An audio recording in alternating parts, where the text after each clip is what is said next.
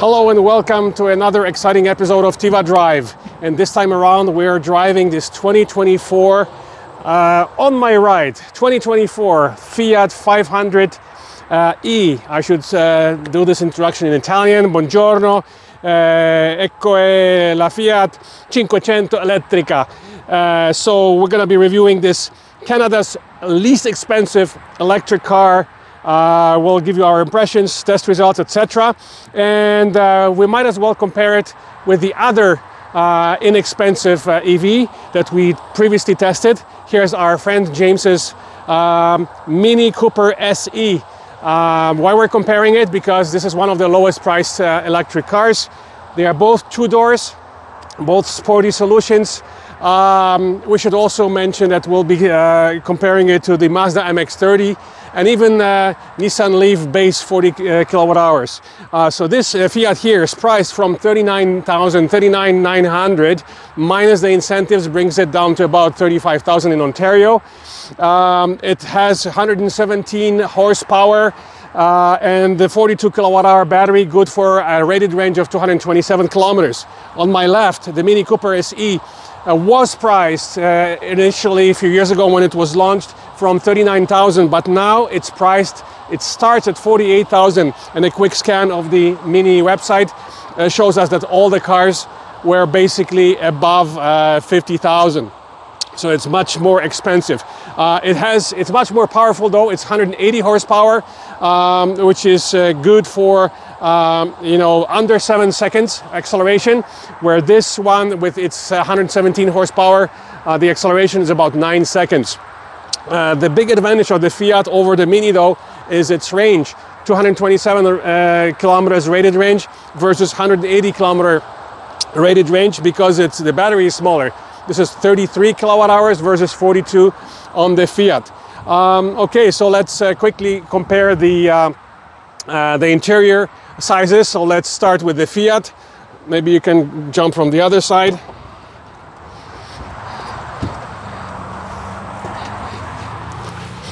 So here, basically, we're in comfortable position for our seats, and in the back, you can see that there's literally no space. We have to move those bananas. There's literally no space for anyone else. There's just no way. We tried it before with my 6'5" son, and there's just no way for two tall guys to be traveling in the driver's seat and another tall guy in behind. So on this point, the Mini wins. We'll go through the options of the interior later on. For now, let's just show you the trunk. So here is the trunk of the Mini. It's 50-50 split seats. You have the headrest here. You can see there's not much space for the headroom here for the tall passengers. This shelf is removable, and here's the trunk. So not much of a trunk. It's basically a city shopping cart in terms of its storage space. The space in the back seats are for small children or pets, basically. So on that point, then you have the charge port here on the Fiat. You have the level 2 and level 3. So level 1 and 2, J1772, and the CCS fast charge port. And here you have LEDs that show you the state of charge once you plug it in. We have to rush because a big storm is coming. Let us show you the space of the Mini to compare. Okay, I have to jump in on the other side because the car is locked.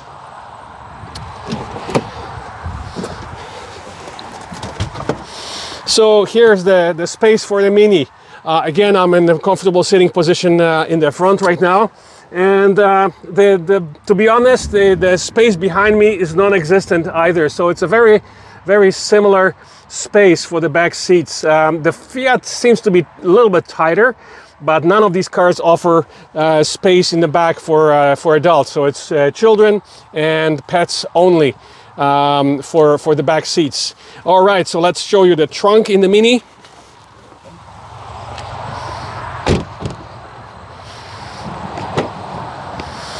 There you go, very similar size trunk. The Fiat is slightly deeper. Let us open up both trunks so you can do a side-by-side with the trunk space. There you go. The Mini does not seem to have, I think James, there is a tiny shelf that James has removed. And then here you have space for more storage. So it's a very similar size trunk, and both of them are quite small. You can see it here. There is some space under as well.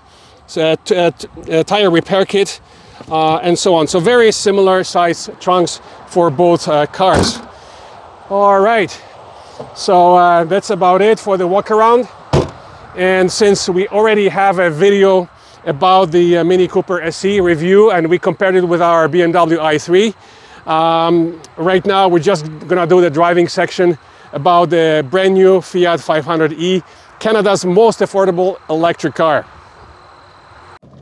Okay, so here we are inside a 2024 Fiat 500e, Canada's least expensive electric car, priced again from $39,000 minus incentives, so you're around below $35,000 after incentives. So here is the interior. You have the digital screen on the dash side, and you have a 10-inch or so center screen. We have it on the electric vehicle menu. So on the electric vehicle menus, you have the climate is using 1 kilowatts, and the instantaneous consumption is here. Your average consumption is here. You have trip A, trip B, and you reset it by pressing the button here. So here's our today's score over the last 200 kilometers.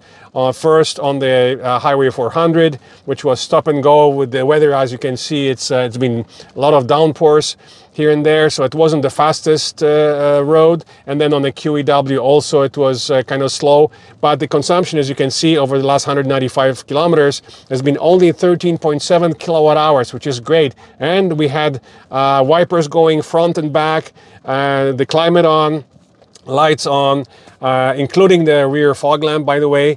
And so it's a really great consumption score. The specs are, as we mentioned before, it's 117 horsepower, which doesn't seem like much. It's good for about 9 seconds, 0 to 100.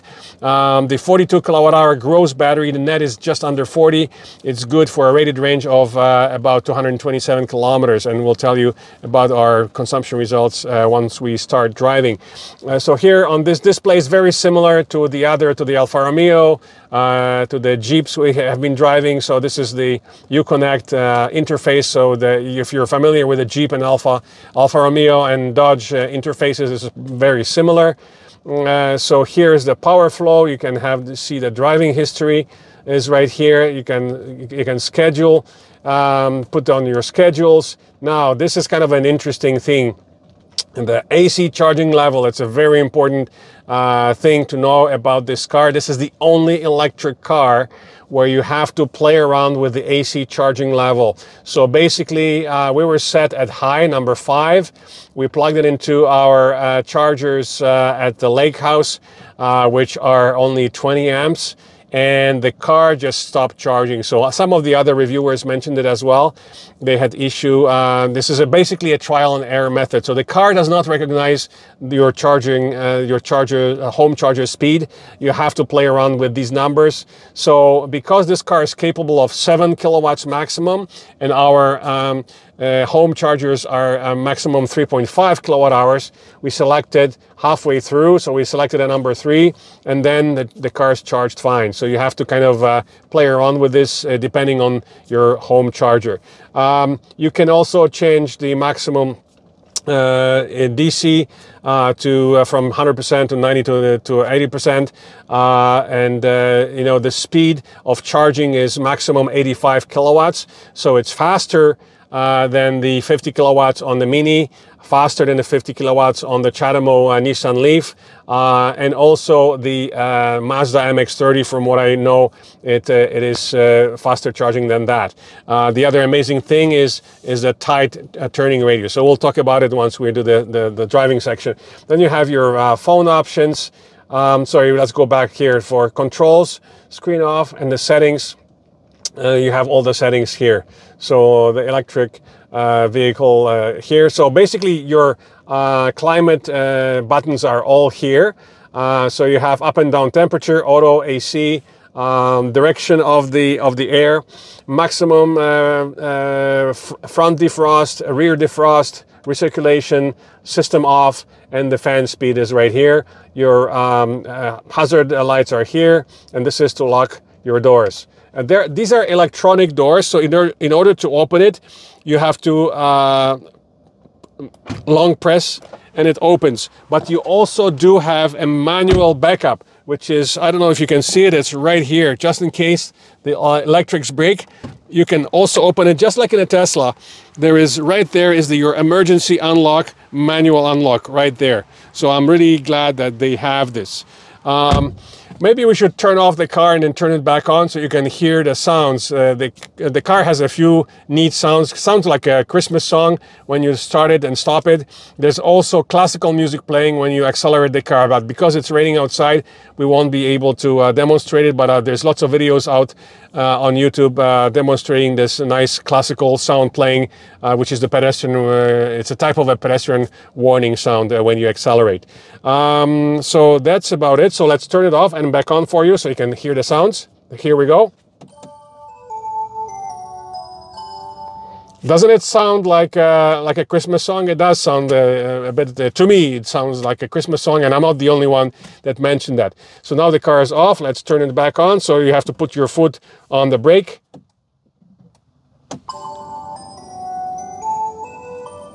And the reverse sound. So the only thing you have to know is that basically it's a long press. If you just press it quickly enough, it doesn't start. So you have to long press it and the car comes on. When you hear the song, then you know that the car is on. So that's about it. Okay, so let's just quickly show you the controls here. You have the different drive modes. The drive mode button here, it's a roller. So first of all, if you press it, you have normal. You have, so let's show you the differences.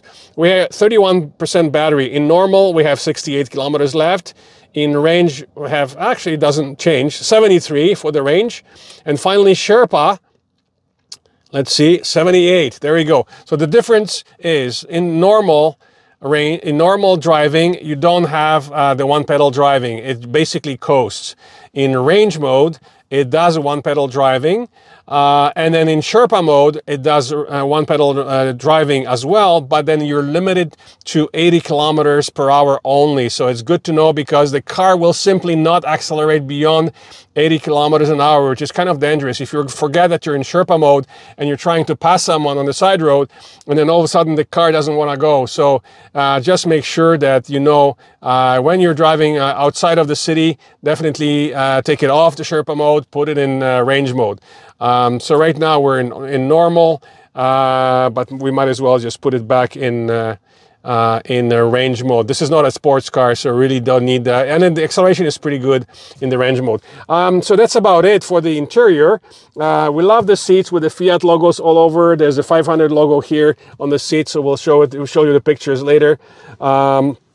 And then the other thing is you have your, the other roller on the center console here is your volume for entertainment. So it's a roller, and then also on-off for the entertainment. There is USB-A and USB-C plugs here to charge. There's also a 12-volt plug in here. There's a storage here at the bottom quite a bit, and another storage under the armrest.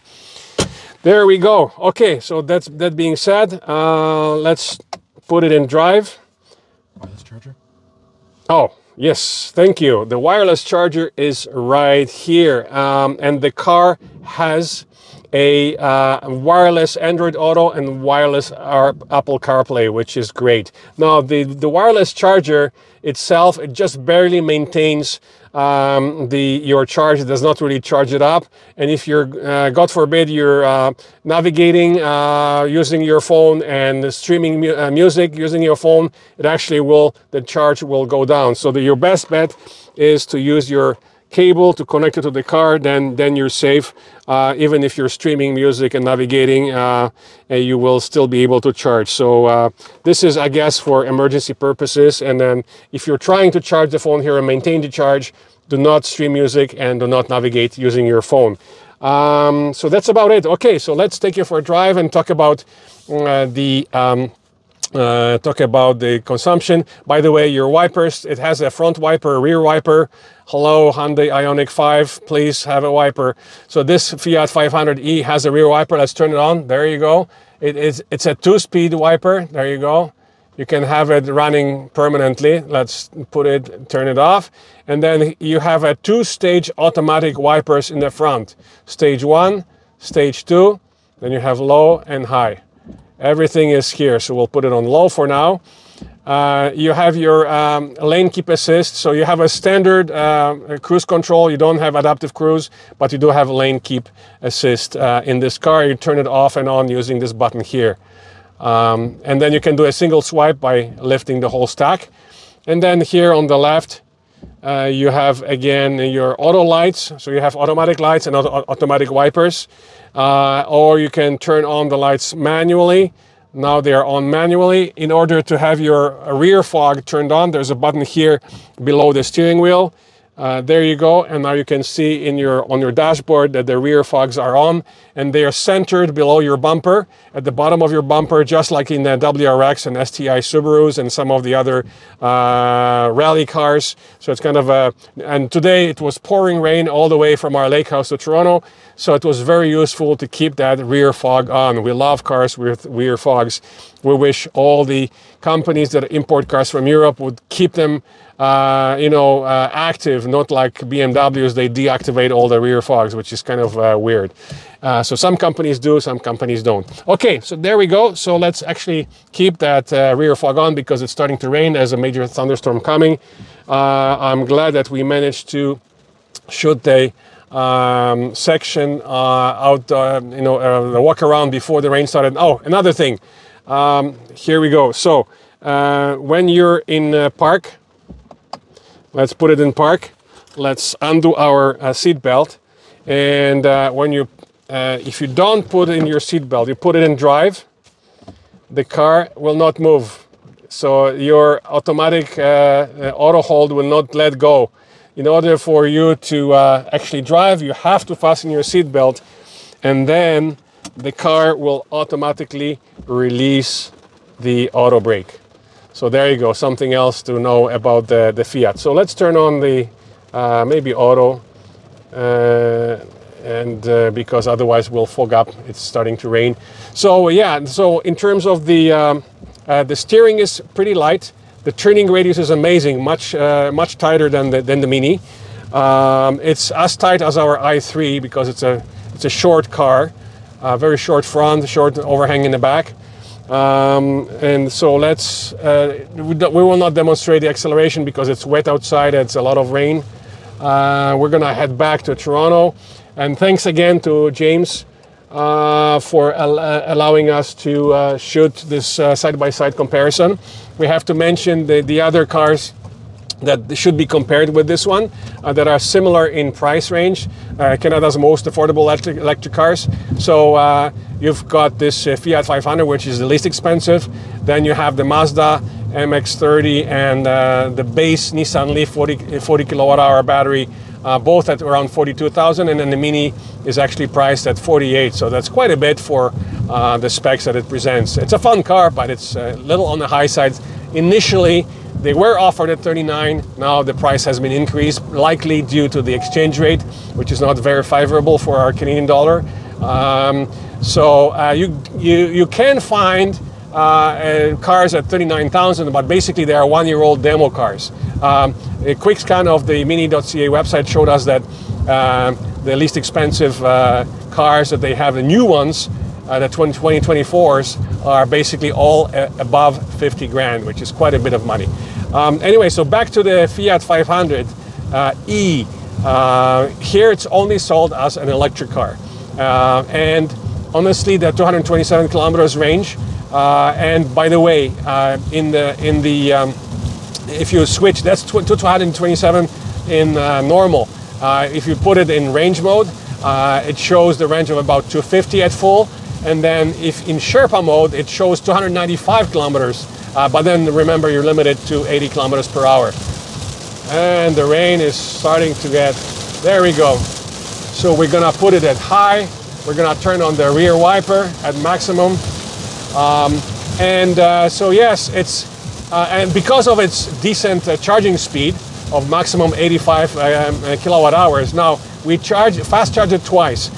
First time on the way up to the lake house, we have our freebies at Electrify Canada, so naturally we did stop there, and we charged from about 55% to 85%.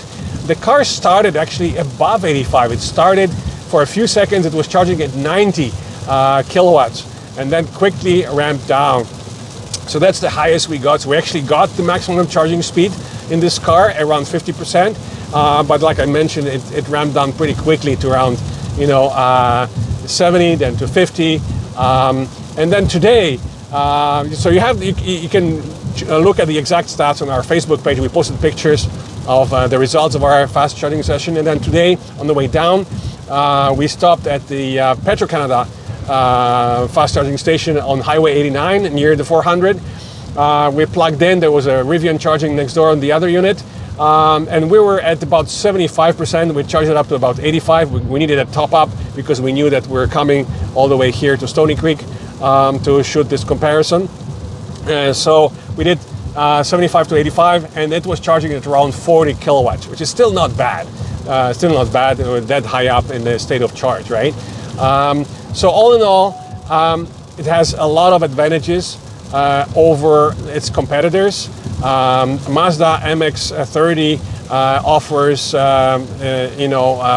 bit more horsepower, but it has a smaller battery. Mini offers the most, actually not the most, because the Nissan Leaf has 150 horsepower. So yes, Mini is the most powerful at 180 horsepower, good for sub 7-second acceleration, where this car offers about 9 seconds. So it's not very quick, but it's still a great city runabout, capable of doing highway and capable of doing the longer trips, offering over 200 kilometers range if you take it easy in the range mode, right? So you can still make it between fast chargers that are currently available in Canada on most highways. So it is capable of road tripping. It's not an ideal road tripping car, but it's definitely doable. With both the Mini and the Mazda MX-30, it's much more difficult. The interesting thing is that Nissan Leaf, the base 40 kilowatt hour, which is smaller battery than this, their rated range is 240 kilometers, where this one is 227. So that's kind of interesting. I think in real life you'll find that this car will go farther on the full battery than the Nissan Leaf. It just happens to be that the rated range is shown as being shorter, and that's, I believe, it's based on a normal mode driving. So if you use the range and Sherpa especially, you can get much more than that. Wow, what a day today. Yeah, it's been every 5 minutes there's a bit of sun, and then it's a major thunderstorm, etc., etc. So yeah, it's been a crazy weather. So we're gonna get back on the highway. So again, the car is equipped only with the standard cruise control, manual cruise control. No adaptive cruise available here, but you do have the lane keep assist. So once we turn on the cruise control, which is kind of hard in this horrible weather, we'll try and turn it on. And of course the QEW is jam-packed in both directions today, so we won't be able to use the standard cruise control because the weather is crazy. I don't know if it's the weather or a Sunday afternoon traffic back from the US and from the cottages, but it is, yeah, so just a standard cruise control, which you operate using the right side of your steering wheel. The left hand side of the wheel changes different menus here, so you can basically change the look. Here's the different trip meters. You can change the look. Here's the standard look of the Speedo. That's the kind of standard look. Then you can have your vehicle settings, again, messages, and you have your navigation screen, which does not work when you're operating out of your phone navigation, like such as Waze or Google Maps. So you can see here we have this is the navigation screen with the map showing. So yeah, when as soon as you start navigating with your phone on the main screen here via Android Auto or Apple CarPlay, this screen here goes blank and just says that you're using navigation on your phone. So that's about it. So that's all the different modes for your main dashboard. Yeah, so listen, if you have any questions whatsoever, we definitely recommend that you should consider this car if you want an affordable city car for 2 people plus small kids or 2 people plus pets in the back seats. If you're considering the mini electric, consider this car as well. If you're considering you know, a Nissan Leaf based car but don't need the 4 doors, consider this car again. And especially with the Mazda MX-30, which is kind of a unicorn, very rare to see them, but it still exists on the Mazda website. All of them are priced very similarly, and I think this Fiat 500e has a lot going for it. And again, the most affordable car at 35,000 Canadian after incentives. So that's about it for our review. Thank you for watching. As usual, do not forget to press the subscribe button on our channel to be informed when the next review will be published on our channel. And as usual, we have to mention that this channel is sponsored by our real estate company, Condos and Castles Realty Inc. You can find them at www.condosandcastles.com. And thank you for watching, and we'll see you at the next review.